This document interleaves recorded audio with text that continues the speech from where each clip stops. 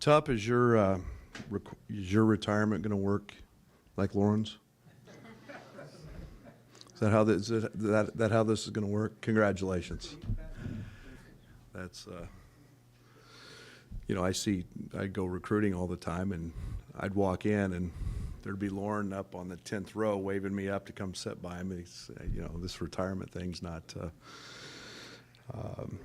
But great day.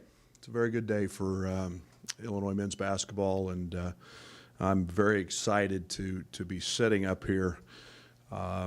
This has been a process, and I would be very remiss if I didn't really thank the guys that needed to be thanked, and that was Jamal Walker, who's back here, Orlando Antigua, and Ron or Chen Coleman.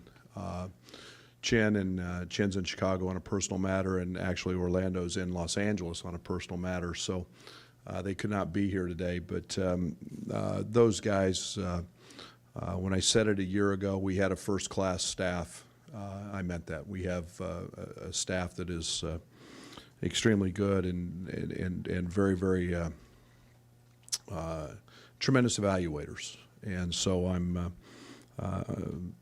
any head coach is only as good as the assistants that he has around him, and I'm in pretty good shape there. So this has been a process. It's been something that you know, started when we took the job. It's a never-ending evaluation of when you take over of your own program and where things are at. I've said this many times. We have a system, and we are going to recruit to that system. And it's not just go out and find a piece or this or that. And this class that we have signed today is the culmination of that. And I think you start to see some tendencies and some of the things that we've been looking for. Obviously, one of those things is we need to get a little bit bigger at every spot, not just front court size, but at every spot. We do that a variety of ways. One is through height, obviously, that makes sense. The other is through length. And I think you'll find a pattern with me over the course of signing periods that we look for guys with some length, and that is very conducive to us being able to do some things at both ends of the court. I think one of the other things that we have spent a great deal of time evaluating in this process, and with most of these guys, the one thing that we have done is this has been a year-long process with these guys, and you see a guy from LA, you see guys from New York, you see guys from Florida. We've been all over the country, and our staff has logged yeoman's miles, but on days off, I've been out to evaluate these guys as well. And the one thing that we've really tried to identify with is winners, and find guys who have had a tremendous track record of winning.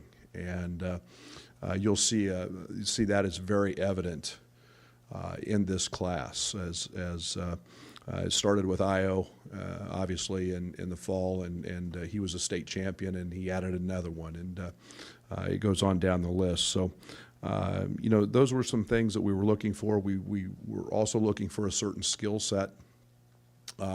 We felt like we needed to really improve at every position in terms of shooting, passing, the ability to drive the basketball, the ability to score at the rim. Those things were things that all played into these guys being the guys, and we feel great about that. Passing was a big issue for me. It's one of the things that I adhere to most. I think if you paid any attention to the Final Four, you saw some terrific passing teams, and it's one thing I'm obsessed with, and I think we've added some quality pieces in that area. So I feel a little bit sorry for Brian Barnhart, as he's going to have a couple of names to have to announce and pronounce and do that, but so be it. But and I'll just go in alphabetical order here, and again, I've got to Bishanishvili, Georgie Bishanishvili, and Georgie's a 6'9", 230-pound guy from the Patrick School that we all laid our eyes on throughout the course of the season. He's an extremely skilled big man. He excites me because I can run offense through him. He is one of the best passers that I have seen for a guy that is his size. He's left-handed, but he's got an IQ beyond his years, and that is something that is very rare. And a guy that is a very capable three-point shooter. He's a guy that takes up some space. I think with due time in the weight room, with Fletch, he'll be a guy that's very easily becomes 250 pounds, and he's a very, very mobile 250. And so we're excited about Georgie and think he's a guy that again can step right in and has the physical attributes right away to be able to help us. Andres Feliz. Andres is a guy that does nothing but win, and he does that from the point guard spot. He can play both spots. He's really a combo. He played both for his team at Northwest Florida. Northwest Florida was a team that spent most of the year ranked #1 in the country. They were the defending national junior college champions. Andres won high school championships. He won 2 state Florida JUCO championships. As a former coach in that state, I know how challenging that is. I know how good the players are. And he's a guy who's done nothing but improve. I saw 2 games at the national tournament where he averaged about 26 a game, and they were actually upset there as they were the odds-on favorite to win it. But a terrific passer, a great leader. A guy that is extremely high IQ. He's got tremendous. He's very deceiving. He doesn't look overly athletic, and yet he gets the ball wherever he wants it. And a guy that, again, I think can play multiple spots, and he's an elite defender. More I watch him, the more impressed I am with him defensively. Excuse me. Alan Griffin. Alan is a guy that spent a lot of time as a youth in this state. He comes from a tremendous basketball family. I've known his father, Jamal. If you need any questions about his father, Jamal can attest to his father's playing abilities as he knocked him out of a state title back in high school in Wichita, Kansas. His dad spent and is now an assistant with the Thunder. Played at Seton Hall, played in the pros, and was on our campus in late summer. And then just this guy did nothing but improve. He's an elite shooter. He's got tremendous length, and he's got the capability of scoring at all 3 levels off the dribble. He's got tremendous mid-range. And then he's got a tremendous range on his jumper. He has played for a tremendous high school coach at Stepanak, and they won the New York State title. He was the MVP of that, and he had 28 points, 16 rebounds in that game, and was a driving force for that basketball team. And again, a very good passer with a high IQ. He understands the game, and that is going to have a terrific 4 years here, and a guy that we think can really help us improve in our perimeter jump shooting areas. Tevian Jones. Tev is a guy that we got dialed in on a year ago in the summer, and saw him on the AAU circuit, and he was a guy that we just kept coming back to. He was a guy that has tremendous length. He was a guy that shot the basketball. His passing was something that is off the chart. He played a lot of point for his high school team. He is a guy that is a terrific character. I think he's got a chance to be an elite defender at 6'7" and long. But he's known as a shooter, but he's a lot more than a shooter. And it's been a year-long recruitment with him, and we're really, really excited to have Tev joining us. Originally from Arizona, he's got family from the Chicago area, grandmother that lives up there, and we're excited as he'll be a guy that I think can really stuff a stat sheet in a lot of capacities. So excited to have Tev. He played his last year at Culver City and in Los Angeles, and a great piece on the wing for us as he can really guard and play any of those perimeter spots. Last piece, Samba Kane. Samba's a guy, again, 7 foot, great length, great athleticism. Will give us some rim protection. He went to Florida Prep. He spent a year in Colorado, then went to Florida Prep, and again, a guy that we've been on really since the fall, and we all put our eyes on him. He's a guy that has continued to grow. His skill level is very, very good. He's not just a raw athlete. He's a guy that can step out and shoot it. He's a guy I think can be very effective in the pinch post for us. He gives us an option in terms of ball screen, sprinting, and getting to the front of the rim because he's got very, very good hands, and we can do some things above the rim that maybe we couldn't do this year. So excited to have him in here. He'll get in the weight room and get with Fletch and get bigger, but his athleticism is something that we felt really helped us and will help us protect the rim. So you throw this group on top of Io, and we've got 6 new faces that we're awful excited about in terms of not just next season, but the continued growth of our program. Questions?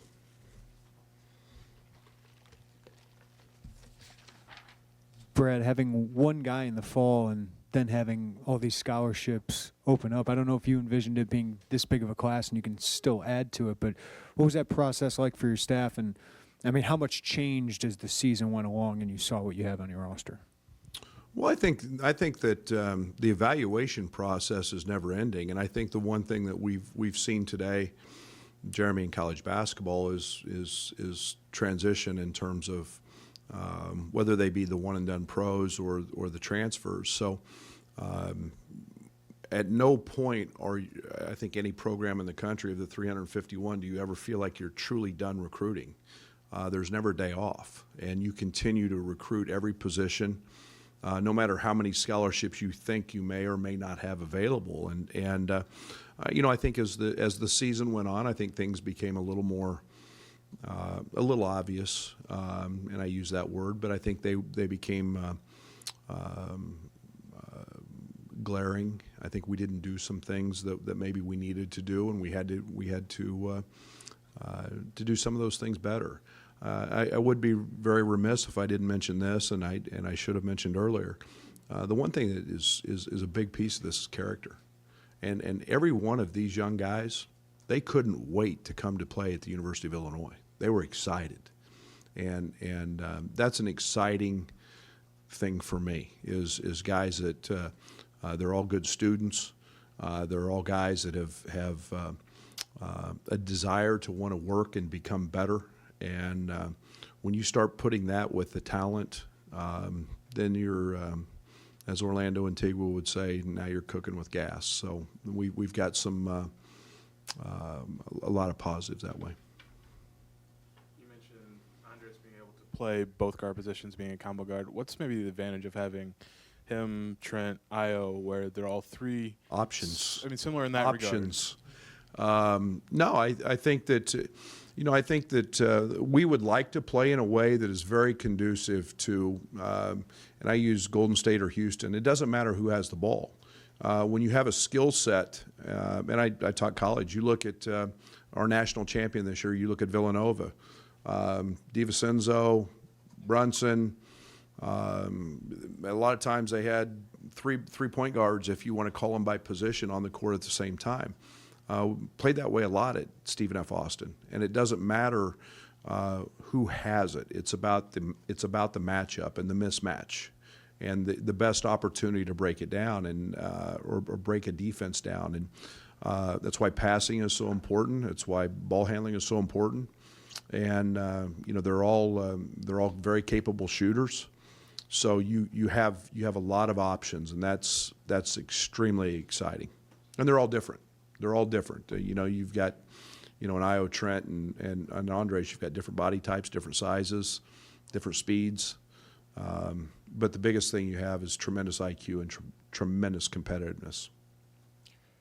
All right, so I know you don't like to deal with absolutes, but in your kind of evaluation, which one of these 5 guys was the most kind of criminally underrated, would you say? Which one did scouts miss the mark on the most? Well, I think that I think most people will tell you that Allen was, a guy that kind of shot up as the MVP of the state of New York and the state tournament, and a guy that everybody kind of, a lot of mid-majors maybe messed with him early. But again, I think it's tremendous compliment to him in terms of his continued work ethic, his growth. I watching his dad. His dad was a late bloomer, but the one thing he does is he shoots it at an elite level, and there's always a place for those guys. And I love his competitiveness, and he's got a great quiet demeanor, but he's got great swagger with that. And and then Georgie played on a terrific high school team, and maybe his numbers don't stand out as a something that is overly daunting, but his impact on the game was huge. Every time we saw him, it was the assist, it was the rebounds, it was his defensive presence, it was the IQ plays that won his team games, and stepping out, hitting a three when the game's on the line, and so I don't get overly concerned with ratings and this and that. For me, it's about the pieces that fit our puzzle, and so I think all of them are really, really good, and I think all of them are great fits for what we're trying to do here. Did the handful over here? Yeah. Did the handful of returning guys play any impact kind of in this recruiting cycle? Someone like Trent or AJ play a leadership role in that? Absolutely. If our program is going to be great, our players have to be our best recruiters. And it's our job to go evaluate them, but it's our players' job to sell them on the culture and the fun and the winning. And we can put pictures of the State Farm Center with 15,000 and the Orange Crush and the Big Ten tournament and whatever it is. But the everyday reality is that their best friends in life will become their teammates. And that locker room, whether it be, the locker room in general, that group of guys in that locker room, that's huge. And I put tremendous worth and value in those guys in there. Brad, given the year you had, some people might feel urgency to add transfers, really go heavy on that route. We've seen that before here. What made you want to, I don't want to say the long view because these guys will make an impact, but what made you want to go more prep heavy? Well, one, I think we've been on these guys for some time. This is something that is, I feel very, very strongly in, that one of the things that I know our staff takes a lot of pride in, and that's development. And be very, very honest, I don't want just good teams. I want a great program. And you build a great program from laying the foundation, from the skills to the character. Yes, we're at the highest levels, and we have to have talent. But I want to do it through the great guys in the locker room, laying the foundation that this program can sustain, which it should sustain for years, and not just be an up and down roller coaster because we're taking fifth-year guys would we? Yeah, but I think that at this point in time, we're in a great place to really build this. I think we're with a group of guys that everybody on our staff has seen. We're excited about, and we know that they can play, and that's something that we feel very strongly about. With Andres, just if you could elaborate a little on his recruiting when he got in your radar, and just Orlando's maybe connections with him. How? Yeah, Orlando's known him for a long time. Orlando is obviously of Dominican descent and was a part of has been a part of the Dominican Federation and their national teams for some time. And when Orlando was at South Florida, recruited a lot of Dominican kids, but became very, very aware, and he became on their radar. We've known about Andres all year in terms of the process. I think for us, it was more about the evaluation of where would he fit, where could he fit, and did we need him? And as we continue to move forward, the evaluation started long ago, but we felt like that became a must, and his maturity, his leadership was something that, and his winning attitude is something that we felt like we needed. So there's a tremendous connection there. I have no idea what Orlando and him will talk about in Spanish half the time. I'm going to have to get a briefer or a refresher course in Spanish, but it made for an interesting visit because his mom speaks no English. So, but yeah, that's a special connection that those two have, and we'd be, I think it's something that that was definitely an advantage for us. I know it's still kind of early, but how do you see Trent and Io's different styles of play meshing on the court? And when they are on the court at the same time, what do you feel like they could bring to the game? Well, they're both so different, and I think the one thing that is Io will help Trent in certain areas. I think vice versa, and I think Io is one of the elite competitors. You find very few guys who look forward to the challenge of going up against that guy that's got the other jersey on. And I mean, he relishes that. The better the competition, the better Io's always played. And that was evident in the state tournament, and you could even take it a step further with what he did this weekend in the practices before the Jordan Brand game. So that competitiveness, those two going against each other, I can't wait to put those two against each other in practice. And the same with Dre. And yet putting those two together, Trent's going to be just as effective off the ball or maybe better sometimes as he is on the ball. And now you create mismatches, you create problems for the other team. Io's a guy who's been able to create his own shot in a lot of ways, and there's different angles now. I talk about angles all the time. There's a different angle when you're a 6'5" point guard in terms of being able to pass the ball than Trent at 6 foot or 6'1", and so. Yeah, I'm excited to have watch those two compete against each other every day because they'll make each other better, and then I'm excited to have them on the court together. Brad, I'm curious about class balance, and is having 7 potential guys a good thing for you, and how do you kind of balance that with the culture you want to set instead of having a bunch of guys back? Yeah, I don't think that there's much use for class balance anymore in college basketball. Let's see, would Kentucky start 5 freshmen? Class balances, that's a really old term and an old slang that I don't think. Yeah, do you want to be old or older? Sure, this group will mature into some of those, but I think there's, and I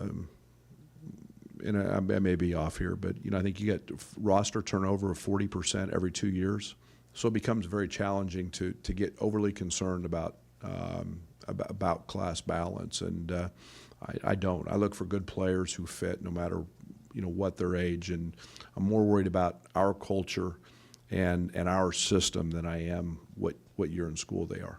Coach, you've said many times this would be your most important class. You walked off the floor at MSG with only 1 commit.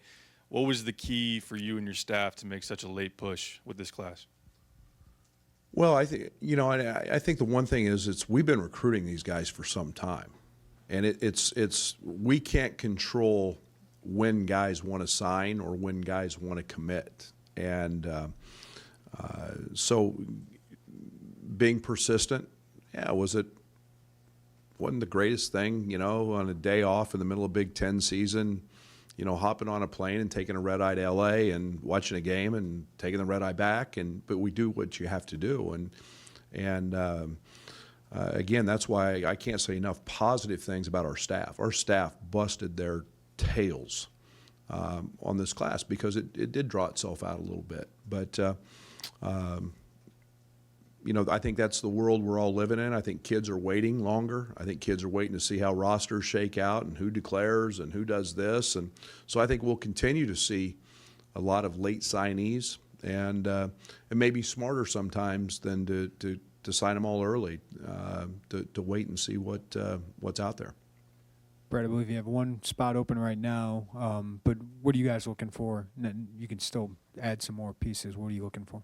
Well, in a perfect world, I'd love another front court guy, and and that's I don't think we're going to continue to stop recruiting quite yet, but we'd love a front court piece that's that fits and that can score and do some of the same things that that we need to be successful. So we'll continue to knock down those doors and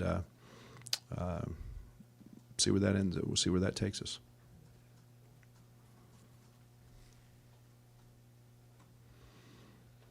How can maybe the international experience that Andres has just help, or how has that helped his development to have played in several FIBA events? Yeah, I think a lot. I think the one thing that you gain when you play internationally, and you play in the FIBAs, and you play world championships and so on, you play against grown men, and I think the one thing that is there's tremendous value in understanding how guys how you mature and how you little idiosyncrasies of the game, and there's value in that. You go in the summertime, and the summer pro-am leagues were so good back in the day because of college guys playing with pros, and they would learn and they could pick their brain. And anytime you're around age and experience, and guys who've played at some of the different levels they've played, you gain a tremendous experience. And Andres has been able to do that, and it's part of the reason he wins at a very, very high clip now. Appreciate it. Thank you, guys.